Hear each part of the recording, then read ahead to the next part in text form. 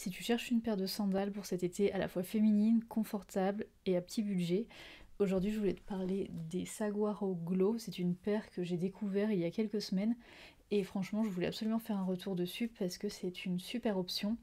Tu es sur la chaîne minimaliste, je n'y parle que de chaussures minimalistes, donc forcément c'est une paire de sandales minimalistes.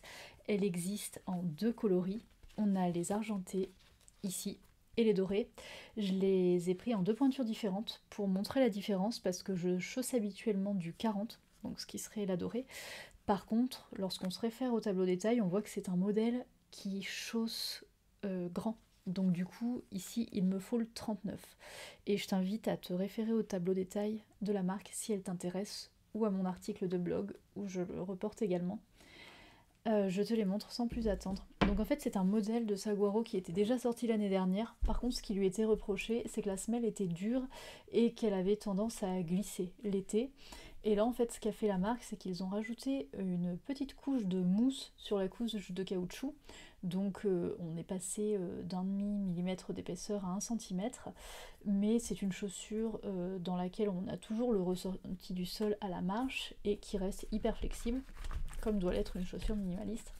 Donc c'est une chaussure qui va vraiment accompagner le mouvement du pied à la marche et respecter sa physiologie. Voilà, on a une toe box qui est super anatomique.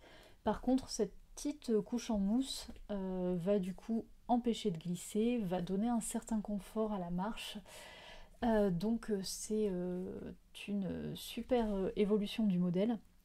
D'ailleurs sur le site il y a encore les deux versions disponibles, la version épaisse et la version classique.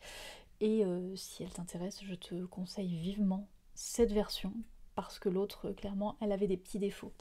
Au niveau du système de serrage, on est sur des scratchs à l'avant et à la cheville. Donc c'est une chaussure qui s'enfile hyper facilement et qui s'adapte à tous les pieds. Pour montrer un petit peu au niveau de la pointure, donc voilà, on a une différence là entre le 39 et le 40. Hop, si je prends pas le bon pied, ça va pas aller. Voilà. C'est pas grand chose, hein. Il y a 7 mm d'après le tableau détail, et c'est vraiment à peu près ça. Donc en soi, prendre sa pointure habituelle, ça serait pas non plus voilà, hyper inconfortable, on pourrait marcher avec quand même si moi les sandales, j'aime pas avoir une marche trop importante parce que je trouve qu'on peut trébucher un petit peu, donc j'aime bien avoir une sandale plutôt ajustée. Mais en fait ce qui va déterminer le choix c'est également si le pied est fort ou pas. Moi j'ai un pied et une cheville fin, du coup j'aime bien que mes lanières ne soient pas trop larges parce que j'évite le scratch qui dépasse si les lanières sont trop larges. Or là on voit que entre le 39 et le 40, alors je sais pas si on s'en rend bien compte à l'écran, mais clairement sur la pointure la plus large qui est celle-ci, les lanières sont plus grandes que sur la petite pointure, c'est normal, hein, ça va de pair avec la longueur de la semelle. Du coup, pour moi, choisir la plus petite pointure, c'est pertinent par rapport au volume de mon pied et de ma cheville.